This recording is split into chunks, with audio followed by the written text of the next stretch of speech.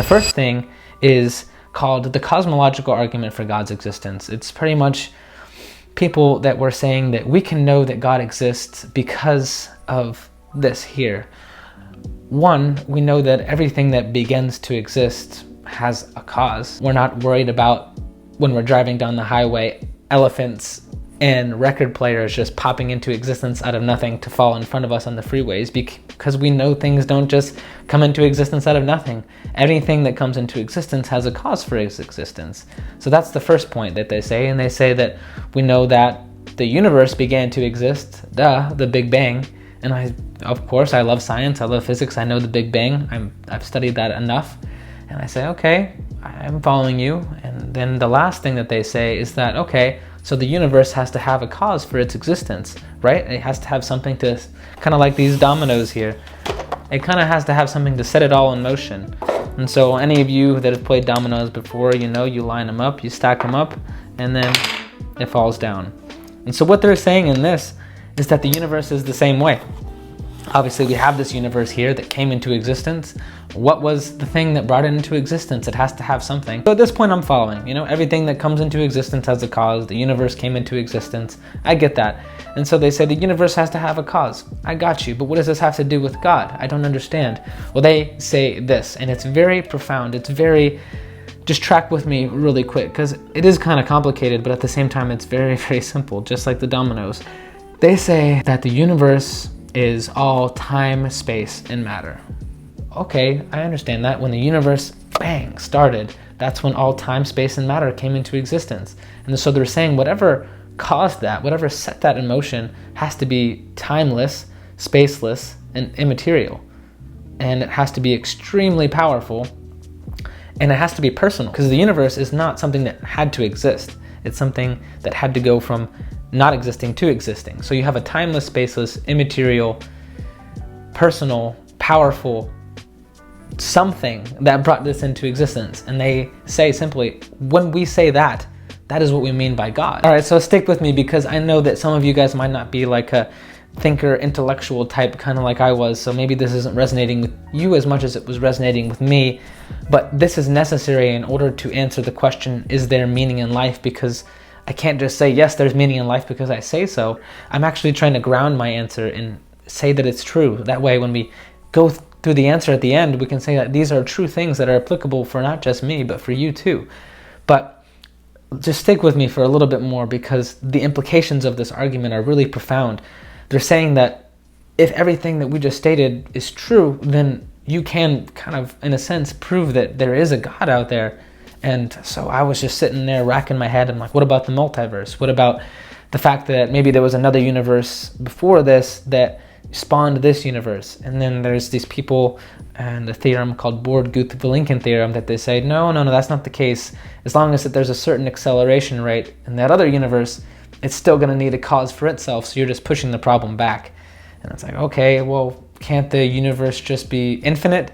And it's like, well, what about the Big Bang? We already said the Big Bang shows that the universe came into existence. And I say, well, I don't know, what if that's not true? Then they say, well, think about like the dominoes here. You can't have a true infinite regress if you're at today. Now that's a whole mind-blowing thing too, because think about this. If there was an infinite amount of days in the past, right? If there was an infinite amount of days in the past, then how would we ever get to today? Because there would still be an infinite amount of days happening before we could reach today. And so with those two things, I'm like, oh man, that's really tough. But I thought to myself, okay, what about in quantum physics, how sometimes I know that I've read before that sometimes it seems like electrons do pop into existence out of nothing.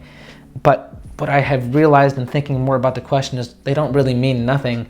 A vacuum is not nothing. There's gravity and other forces acting upon it, and it doesn't truly mean nothing. Another thing that I was thinking to myself is that, okay, well, then who made God? But that's an improper question to ask. I came to know is because God is defined as the uncaused first cause. Of course, if there was a beginning to something, there has to be something at the starting line that is the uncaused first cause. And so it was a wrong question to ask, because God, by definition, is something that is uncaused or uncreated. So at this point, and wrestling with the questions more, continuing to debate the question, eventually I became convinced that there really was a God, this uncaused first cause, very powerful, personal something. But at that point, I'm scratching my head even more, because now what? Now what do I do? Well, which God is it? There's so many gods out there. There's so many like religions and things of that sort.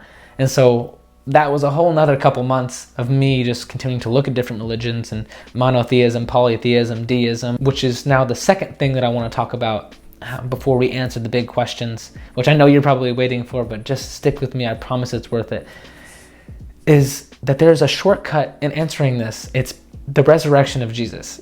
Obviously, this is a shortcut because only one religion out there in my studies was based on a real historical event. They said, if this happened, then obviously what we're saying is true. And if it didn't happen, then our religion's false. What we believe is false. If Jesus really rose from the dead and he was claiming to be God, then obviously he is. So there we go. I'm opening up a whole nother huge question.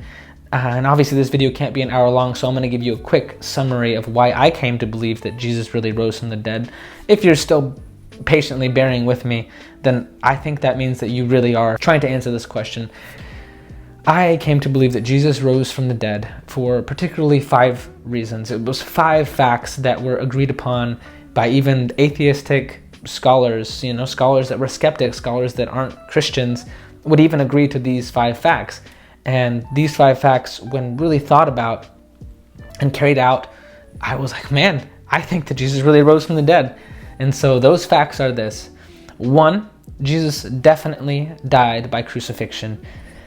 2, that ladies found the empty tomb where Jesus' body was supposed to be, and it wasn't there. The 3rd fact is that his followers and others had experiences with what they thought was truly the risen Jesus after Jesus had died. 4, these people were willing to endure violence and persecution and even death. A lot of people die for what they believe in. You can see that with terrorist attacks and stuff like that. But not a lot of people are willing to die for what they said they saw. And if they knew it wasn't true, why would they still die for it? And so the 5th fact is this. The enemies of Jesus were converted. Specifically, one of the big enemies is Paul of Tarsus. This is a man who was there as Christians were being persecuted and persecuted Christians violently himself. This man ended up becoming a Christian and a Christ follower because he said he had experiences of the risen Jesus. And then he goes on to write a vast majority of the New Testament in the Bible. The last one is that James, Jesus' brother, who didn't believe in him during his life, eventually came to believe in him and die for that belief even after, because he said he had experiences of the risen Jesus as well. And so I think to myself, what would it take to convince someone that their brother was literally God? Like, you'd have to experience something pretty crazy, like talking with them after they supposedly had died and you saw them die. Now, after pondering over these questions for a little while and just really asking other skeptical people, other historians, I'm like, you don't believe these facts, right? You can't assent to these facts. It's like, well, I'm not a Christian and I don't believe in the resurrection of Jesus, but these facts I don't really have a problem with. Yikes. Okay, well, what kind of conclusions do you come to then, Professor? Well, I don't really know about that kind of stuff. Or, hey, well, maybe Jesus didn't actually die. Maybe there is a hallucination. Maybe that they were mistaken and they went to the wrong tomb. And so all these questions I had to deal with, and I talk about all of those different arguments against the resurrection for Jesus in the other video if you want to check it out after this. But eventually, I don't know, what do you think when you hear those facts for the first time? When you see these facts all laid out, like, what is your best explanation for the evidence here? How do you explain those facts the best? For me, I was like, okay, you know what? I already was wrong about this whole God thing. I really do think a God must exist, so maybe I can be wrong about this too. And I think the best explanation of the evidence is that this man, Jesus, really did rise from the dead. What kind of things did he say about himself? He claimed to be the key to what we're trying to answer here. Jesus claimed to be God. Jesus claimed to be the person that we need to go to in order to, like the iPad example at the beginning of the story, find the answers to why we were created and designed. And thankfully for us, Jesus said a lot of amazing things, including answering the questions that we all need. The big questions that he answered that show us our meaning in life are what I like to call the 4 big questions in life. That is, what is reality? What kind of world do we live in? Who is living the good life? How do I know who has the good life? Who is a good person? Obviously, we all have a desire to be a good person, but what is a good person? And then 4, how does one become a good person? We all have a worldview, and we all need to answer those 4 questions, but none of us are in a position to do that because, like we have been laying out here, none of us are the creator. If we made a new piece of technology and we put it out to the world, people could come to us and ask us, how do we use this? And we could answer that. But these questions, we're out of our league in trying to answer them. These questions can only have true meaning if a God exists. All right, so let's finally answer the 4 big questions of life from someone who can actually give us an answer that's real and reliable and something that we can build a whole life off of. This is the goal that we've been trying to get to. The rest of this video has been getting us to the point where we can say that these answers are meaningful and significant, not just mere opinions. So we're looking for the answer, what kind of world do we live in? Is it one that's purely just materialistic, where we live and we die and we go back into the dirt and that's it, there's nothing more? No. Jesus says that the kind of world that we live in is one where God is supremely active and looking to and fro for people to become a part of his family, to learn to live in relationship with him once again, because that's how he designed this thing. In the beginning, he says that God made this world not to be this broken place we live in. God made this world where we could dwell, humans and God together, creating and doing good and bringing good into the world. But humans in their brokenness stopped trusting God, and they wanted to define what was good and evil for themselves. They wanted to make their own thing. They wanted to not submit to God and his good ways. They said, no, we don't trust you. We want to do things on our own. And they went off and made this world into the place it's not supposed to be. But even in that, God is still active, and he's looking for people to be in relationship with again. And so that's the kind of world that we live in. And so we ask the next question. We say, who is successful in this life? Who is well off? Who is living the good life? I see a lot of people on social media, I think that they're living the good life. But, I'll yield to you, Jesus. Who is living the good life? Who has the good life? Who is living this thing in a way where people should try to live like them? Jesus says that the successful person, the person that's really got it all put together, is anybody who is interactively living in a relationship with God and is a part of his family. So even the person that is super sick with cancer, down on their luck, out of money, they can still say that they're well off if they're a part of God's family. That's the kind of world that we live in. And so we ask the next question, who's a good person? Who is the person that we should look up to in this life? Jesus says that the good person is the person that is filled with love, agape love, the kind of love that Jesus loved with, a self-sacrificial love.